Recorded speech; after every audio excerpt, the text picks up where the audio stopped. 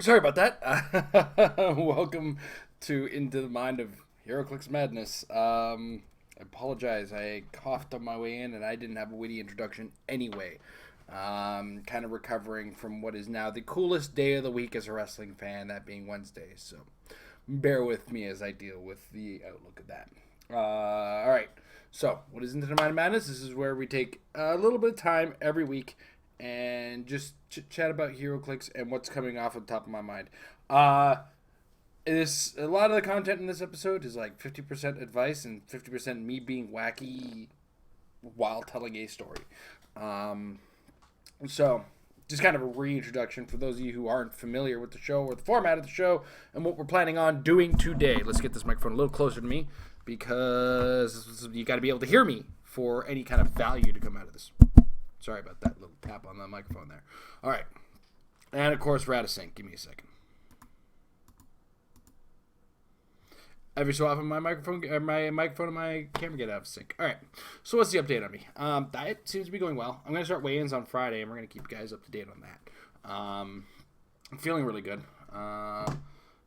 Keeping life all on the level. HeroClix has been kind of casual for me lately, though I may have stumbled across something I'm super interested in by playing casually this past week. We'll see what comes of that. I had a bit of a weird meta lab this week because everybody was away, so I apologize if it seemed a little rushed. When I got one person doing it and I don't have other people to share opinions about, it really kind of zooms by.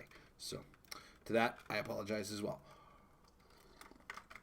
But what are we talking about this week? Well, the road to states continues, and we continue to talk about archetypes and figures to expect to see. For those of you who are or are not familiar, Pauper is going to be the format for ROC States this year. Come on. This camera on its own, I tell you. And as a result,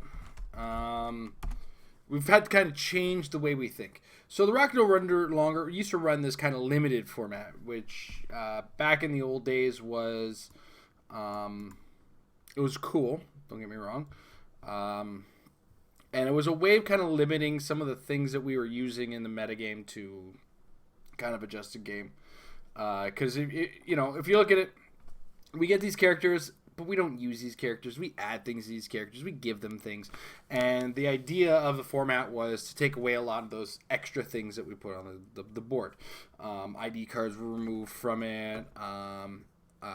Resources back in when they were a thing. And the equipment was left in. And ultimately, like, the idea of it is cool, but this new Pauper thing seems to be the way that they want it to go, where instead of, because what ended up happening as a result is, instead of saying, hey, this is how the game kind of goes, this is a different way of playing the game, rather. It became the same way of playing the game and identifying what figures are going to be strong when extra things are added, right? And that kind of was the side effect of limited. So as an example, in the limited format, there were teams that consisted of characters like Banshee and Kyle Rayner, War of Light Kyle Rayner, and the first Deadpool set Banshee.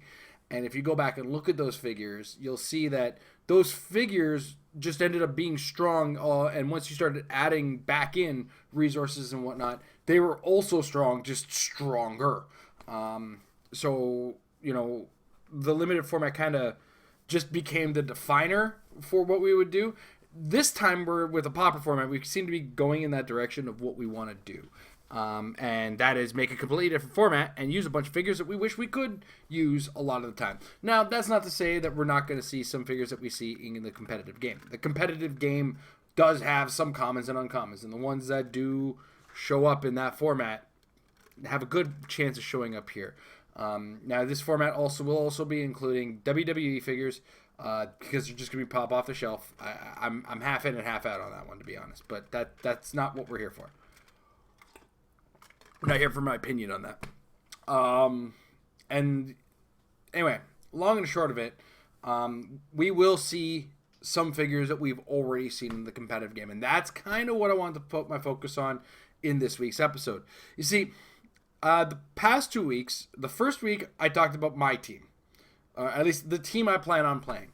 I've also want to point out that I've acquired 11 Sentinels and like 19 Friends of Humanity. I think I'm good on those now. Maybe. And, you know, the Nimrod is part of the team that we talked about in the first episode on this train. Last week, we talked about Onslaught and teams you could build with Onslaught, or the potential of the monster format, or monster keyword. So this week, I want to spend a little bit of time talking about nothing new. And by nothing new, I mean stuff we've already seen to a certain degree. Now, I haven't tested my monitors on this, so let's see how this works. Okay, that went a lot better than expected. All right. So I want to look at a 200-point team. And the reason I say 200-point team is this is the basis of the team, and anything beyond it is kind of extra. I want to start from the bottom and kind of go all over the place on this team and point out the figures and how they work. And the first one that kind of brings itself to our attention is Voyager. Voyager is a common figure who has seen play, especially with somebody else we have on this team, carries 3 characters that share keyword with her. Those keywords can be either Avengers, Cosmic, or Elders of the Universe. In the format, Elders of the Universe, you're not really gonna see. Just because in commons and uncommons we maybe have 2 or 3. I don't think it's gonna make it as a keyword per se. In addition to which, I like Possessor is cool, but I don't think he is what has an answer for the format necessarily. Anyway, that aside, Voyager carries people and has Perplex. I wouldn't count on her ever seeing Click 0, with a few exceptions. Some people are going to play the limited number of ID cards that the format does allow. Some people are going to use a limited amount of equipment that the format does allow. You're probably going to see Click 0 less frequently than you're going to see than you would see it if you were playing in the modern competitive game in, say, Worlds as an example, or a WKO. Okay, so Voyager herself, she's a carrying element. In addition to which, she's got really cool TK that comes in a pinch. And that 14 movement, up that to 15 when she's moving because she's an Avenger. She's also Power Cosmic for the limited amount of outwit we're going to see in format. So, very cool, very neat. Super Taxi, because they always put Super Taxis in common, uncommon slot. Can you imagine what this format would look like if Overdrive was still legal? Anyway, that said, the other thing that we've seen in conjunction with Voyager already in the competitive game, I know these figures get played together. I played against 2 of them at here at Worlds, and it's Medusa with normally we'd see multiple Medusas with Voyager. Because the Pauper format, I'm remembering at this time, is Highlander, you're only limited to 1 of each. So that is what it said. You're allowed to bring 1 Medusa, which is still fine, because 1 Medusa on her own is still capable of 2 to 3 attacks as being a source of 2 to 3 attacks if her hair is acted in a certain situation. So what'll happen? Voyager will carry your team in this case. We'll get to the other members of this team. A lot of them are filling gaps that are left behind from the other 2 Medusas. The first of which is Voyager will carry Medusa. She'll drop a hair, take an action with the hair. So now the hair has 1 action token. Now, on the odd chance that the hair makes it through to the next turn, which can happen, what'll happen is the next turn, you will push the hair to make another attack. You will attack with Medusa, and then you'll make another hair and attack with the new hair. It's 3 attacks, and Medusa is the source of 3 attacks in certain cases. In most cases, you're probably going to get 2 in a single turn. Still not bad, if you ask me. Still not bad. All right? So what'll happen is adjustments and additions to this. So Voyager carries 3 people, and you see the other 3 people here if you're watching on my screen. The next one we're going to talk about is Crystal. Now, Crystal was kind of an obvious one because fundamentally, it's the same idea. She's got a trait that allows her to use Quake as free. She's got Sidestep on her dial. So basically, you can carry with Voyager up to, and we're going to be carrying 3 characters with Voyager, so expect that to be 12 squares. Sidestep with Crystal, and then Quake. Or not even Sidestep if you're in the right position. You just Quake. So now we've got, Voyager has moved, and a potential of 2 possible attacks on this action. The last character is probably not going to do what we want it to do in the same manner, but this is just a character who's on equal par and could potentially be just another threat of a different form. And that is the Fast Forces Hulk. Okay, so what else does Crystal bring? Potential Perplex. What we do lose out is this original version of this team did stack a bunch of leadership for Medusa, which meant that Medusas could be clearing action tokens off of each other. You now only get the 1 leadership. So it's something to be aware of with this new version of the team. But you can still be acting just about every turn with these guys. So the next and last person we add is the Hulk. Look at those stats. Just look at them. All right. So what does the Hulk do in all this situation? Well, the Hulk actually kind of hangs back. In fact, Voyager's probably not carrying the Hulk in this formation. Hear me out. Medusa is Voyager is probably more likely to carry one of our support characters who hopefully has Perplex. A lot of people aim at the aim red or aim white agents as the support for this team, and I agree with them because that's Perplex, that is Empower, and that is awesome. Now, granted, those 2 figures on their own are going to be they're going to be 50 points of this team, but that's okay. The aim white will probably Perplex the move on Hulk from 10 to 11, which becomes 12 because he's an Avenger making a move action, and he'll follow up with a 12 attack Quake, which will just Hulk smush as Hulk do. So just all of this together really kind of makes for what we like to call an offensive bomb or an alpha strike team. And we're only 200 points in. So if we were to go to the traditional route, we need to make this a little better. And I apologize. I'm bad with punctuation when it comes to, a guy as a programmer, it's weird that I'm bad with getting punctuation through. But we have aim white and aim red. Now we got to remember our most important golden rule of this is that it is Highlander. So we need some extra movement on them.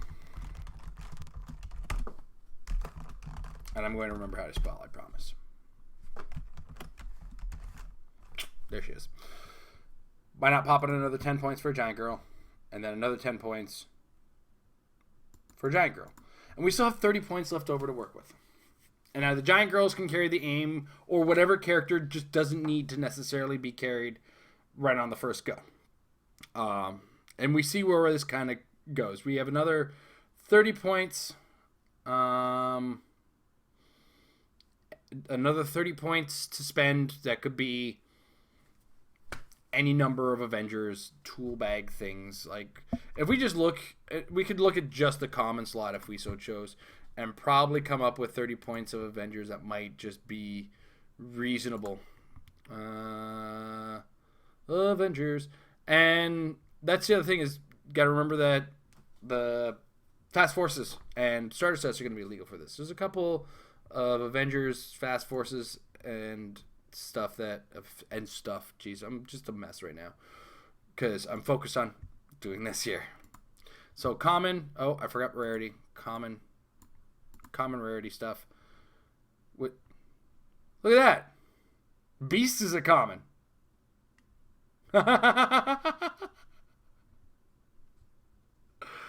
Oh boy. Captain Marvel is a common. Jane Foster, I believe, is an Avenger. I think she's uncommon. What I'm getting at is there's so many options that we could still go with on this one. And in the uncommon slot, we get extra 2, like I was saying. Yeah, Jane Foster is an Avenger. There you go. She's 30 points to heal. Probably not going to be an issue because one of the things about healing when you got an Alpha Strike team, do you need it? No. Just go. Just go. Because I can't think of a whole lot of situations in which healing is going to be my ideal goal. I don't know. You can't use support. It's free. I'm 2.5, one or the other on this one. But yeah. So this is the Alpha Strike to expect. With some varying variations thereof. And what's scary about this Alpha Strike is you want so desperately to add to energy explode it. And it's very capable of shrugging at that because you put Medusa on exploit weakness, her hair is going to get the exploit weakness. You give Crystal close combat expert, she'll still have her free action Quake. Like, it's pretty insane what we're still able to get out of all of this. It's bonkers. And that's even after, I mean, we talked about Hulk shrug. Whatever. It doesn't bother Hulk. Hulk take it. Hulk take like man. Unless you outwit him. Alright? So, an energy explosion kind of has to come in this specific form. Jubilee call-in energy explosion is going to be great because this team is going to need its attack values. It's going to be throwing a lot of attacks, but if it can't hit, it's going to be problematic. And if everybody's -2 attack, they're -2 attack. I don't think the Hares get the -2 attack because I believe they take her printed stats, but I might be wrong on that. Let me double check just to be sure. Medusa, the Hare. Oh boy. I lose so much momentum in my conversation when I have to double check myself because, and you do have to check yourself in this situation. Living Hair has the printed combat value, so it wouldn't even be affected by it, to be brutally honest. The Hair just kind of goes, I still have whatever Medusa's attack is if you Jubilee energy exploded her. And what's more, 3, the targets, the ideal targets you want to shoot with the energy explosion have energy shield. So you're attacking 19 defenses. It's difficult in the format. High defenses actually matter in this format. I don't know if you noticed this. They are tough to get through because there's not as much as we would like as far as the getting the bumps that we want to get bumped. So that there is what it is, and this is every format. I don't care what it is. Every format tends to find an Alpha Strike. This is just a modification of the one we can already expect to work. If that makes any matter of sense. So we know this one, when you have the multiple Medusas, we know it's a capable team that's very able to kind of put people on the back heel. It's also inexpensive for players who are trying to break into the competitive game.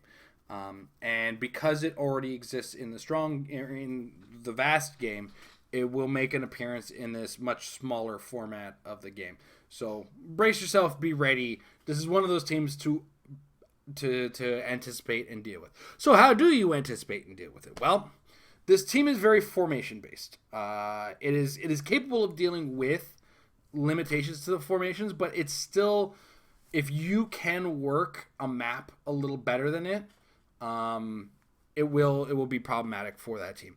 So, of course, any number of barriers that you can get your hands on will go a long way. I think in a line of a Proteus, Claraprast, characters like that who are capable of blocking up terrain, if they can't get into a specific situation, I got 10,000 steps while I was sitting down. Go figure.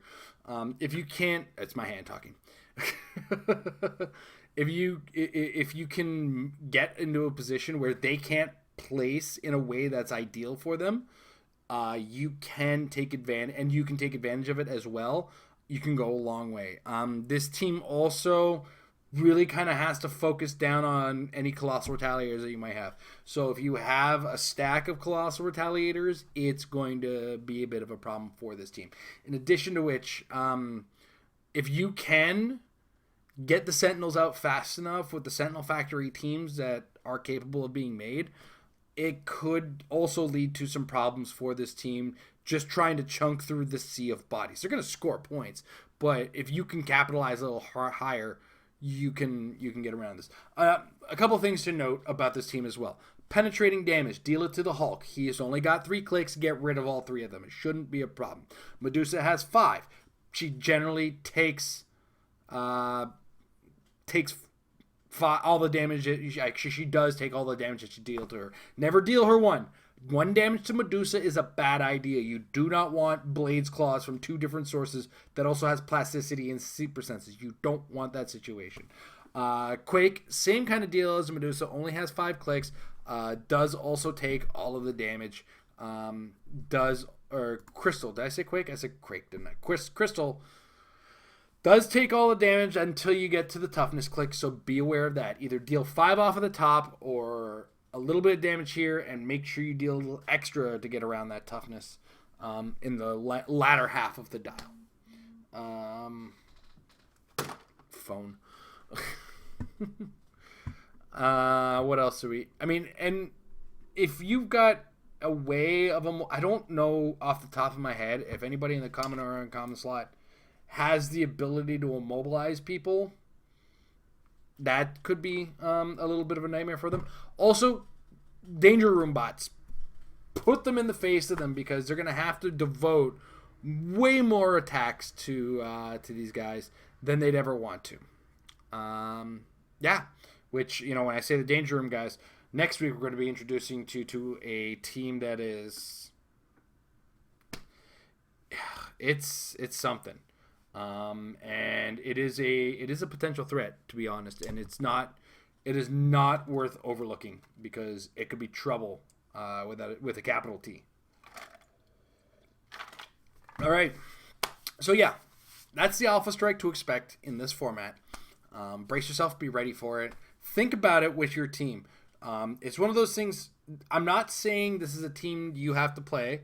I'm not saying this is the team everybody's going to play. What I'm saying when I talk about these teams is this is something else to brace yourself with, or to accept exists and you may not be able to deal with your team. Understand how your team does in the matchup against this team, because this team, on turn 2, combat starts.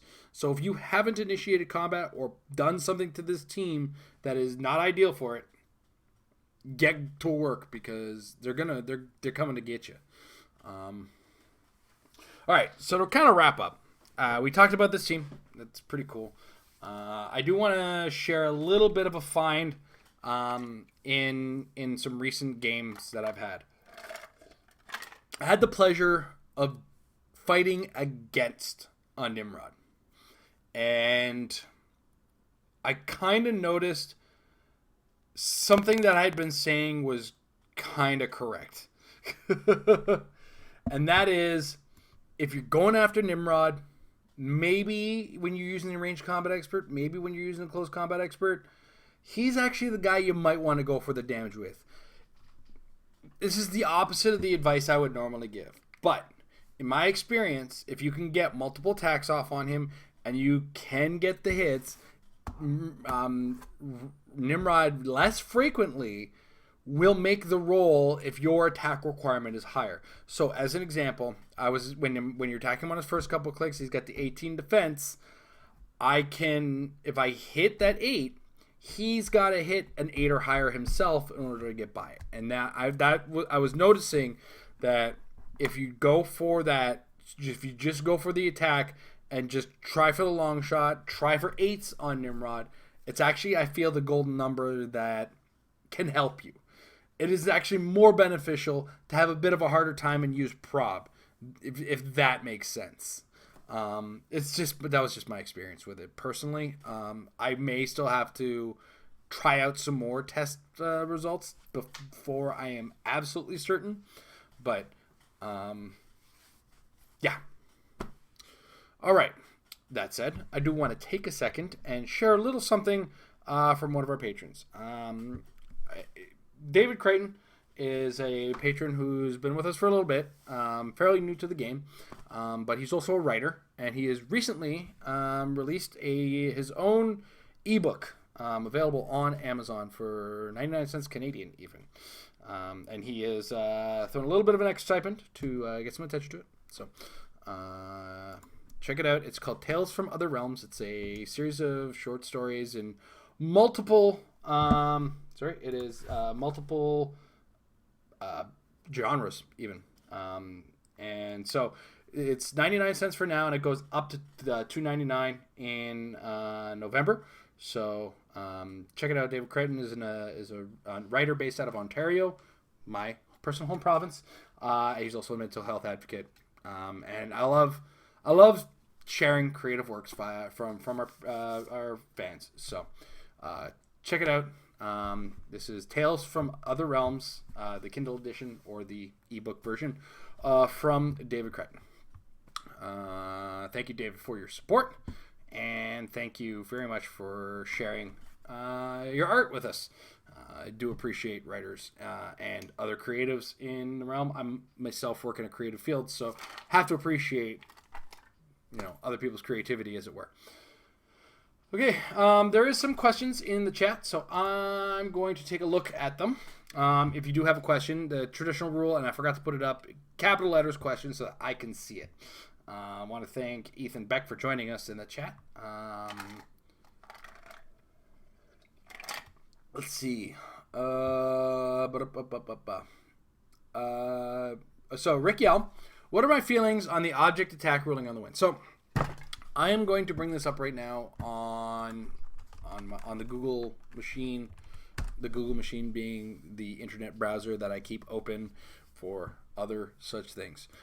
In the win, which is our rules forum, where questions get asked and then they get answered. And it is regarding object attacks. So let's put it up here. Boom. And let's get my ugly face in there. All right, so object attacks. Close attack, range attack, shape change. If I target someone with an object attack and they succeed at shape change, do I still destroy the object? Can I just choose to activate an object action without a target just so that I can KO the held object? If I target someone with an object attack and they succeed at shape change, do I still destroy the object? The answer is yes. The attack resolves no target, so the object would be KO'd. Next, can I just choose to activate an object action without a target just so that I can KO the held object? Yes. Note that in both examples, the character is not considered to have attacked, so effects that trigger off of a character making an attack would not trigger. So I have a number of problems with this one. I have to accept the rulings as they are because that's just the nature of the game. But I also want to bring up I feel like this doesn't work within the idea that we have of the rules, and I may be misinterpreting, but my understanding is you don't really lose the object until the attack is made, and I feel like that's part of the range in close object attack. I do have to double check that in the rules just to be sure. And so we go gameplay rules on the website, and let's pull up the pack because the pack has this kind of situation. So, and this is one of those rulings that I hate to have to see and try to explain because it's tough to explain. Okay, so we're gonna find the close action and range action. So next we go to here. All right, so close object action. If this character is holding an object, make a close attack and modify damage +1 if the object is light, or +2 if the object is heavy. Immediately after the attack resolves, KO the object. And this is where I have the problem, is game language. Game language clearly states after the attack resolves. An attack hasn't been resolved if no attack has been made. An action resolves, but not an attack. And this is where I feel that there's for a newer player or an uninitiated player or someone who's not quite 100% on the rules, this is going to be confusing for them. It says after the attack resolves, KO the object, but there's no attack being made. So the action is resolving, but not the attack necessarily. And so the character is not considered to have an attack, which means how can an attack resolve If an act, but the action's resolving. I kind of get so. Do you see as a player where I can see that can be confusing? So, what are my feelings on it? My feelings are this is not conducive to the wording of the basic rules of the game, and I feel like something changed or something's a little too different in this case. So there we go. And that is my opinion. But yeah, ultimately it looks like you can just grab anybody else's object, because indestructible only goes as far as one of these object actions, which makes a KO, because you can either those are if it's the unequipped KO or use the object KO is the only way that these things KO. So, but yeah, it looks like you could just take an object action according to these rules. All right. Note the character. Yeah. Okay. So everything I just said is exactly what just covered. All right. So next, Ethan Beck. Viability of Sinister Syndicate for ROC States. Pauper, Highlander, Electro, Rhino, Sandman, President Osborn, Vulture, Lizard, all from EarthX. Is there a Rhino in EarthX? I don't. Oh yeah, there is. There is. I'm a dummy. There's David's book again. Units. Clear out my team. Let's add this team. EarthX. Yeah, I remember this stuff now. Okay, so it was Lizard. Is Electro. Sandman. Sorry, I'm just... This is what you're missing me doing here. Sorry. Exciting and riveting, I know, guys. Lizard, Electro, Sandman, President Osborn. I like President Osborn. I'm not gonna lie. Yep. Standard Vulture. Ooh, look at you being different. Did I miss any way? Electro, Rhino is who I'm missing now. Okay, so what do we have here? First things worth noting, we have the Sinister Six United trait triggered, which means they'll all have stealth because they have 3 or more characters on the team. They all ignore hindering from movement because they have 5 or more characters, and because they have exactly 6 characters, they'll have +1 to their stats at the start. Things will change. And this is very strong because you have 8. Like if you look at the defenses, think of all these characters with +1 stats. Lizard has 18 defense. Electro has 18 defense with energy shield, so potentially 20 at range. Sandman has 18 with shape change and super senses. President Osborn, his stats aren't going to change because he's not a Sinister Syndicate. And here's where things get a little bit scary. I'll talk about it in a second. Vulture, +1 to his stats, 18 defense with energy shield. Also don't forget that's that's an 11 movement with a 7 movement charge because of the replacement modify. So his 6 charge becomes a 7 charge with an 11 attack with 4 damage. And Rhino becomes an 11 attack with 5 movement charge, 18 defense with invincible. Like that's one thing off the start, great. But here's the problem you have is President Osborn is great. I love him. The bodyguard thing is going to give somebody 2 different combat values, an additional +1. Cool, love it, awesome. But you can't really use the New York crime boss off the top. And I really think that's a super potent power off of the top. It will be useful in later turns when you're trying to get your numbers back up to 6 if you've lost a character. And these are really good dials that are all 5 or 6 clicks long. So if damage gets through on these guys, they're with the exception maybe the Rhino, they're not long for the world. And the format is not without its penetrating psychic blast and whatnot. So, but I believe it's the only flyer we have is Vulture. I think that's part of the complication of the team. I don't think it's a bad team, and I think it's one of multiple viable teams. You do have to play this carefully. You do get 5 theme probs. You have a +6 to map roll, so there's a good chance you're going to be winning map against a lot of teams, except for say like the one I described earlier today. That one tends to have like a 6 or 2 or 3 on this team, so they'll have like 7 or 8 characters on the team. So brace yourself for winning map, but also be wary of the few teams that do beat you to map. But honestly, here's the thing about the Pauper format is it's fairly undefined as a Highlander state. There have been some online winner maps, but I don't think they have the numbers yet to kind of define a metagame just yet, or to say this is the metagame. So just kind of think twice about your team, be aware, and I will continue to talk about potential teams, and we can see what you can do in that manner. So it's a team I've considered. Trust me, I picked it up and considered it. But the idea of the Sentinels makes me even more excited. So not a bad team. It's one thing to note is there's no teams that have like no hard matchups.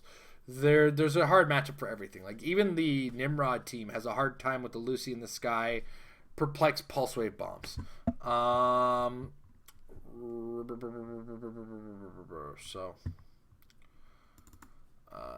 But yeah, Ethan mentioned that he's taken out a 300-point Juggernaut. That's very possible. There's the Sinister Six is very strong because as we mentioned, a lot of those numbers become massive.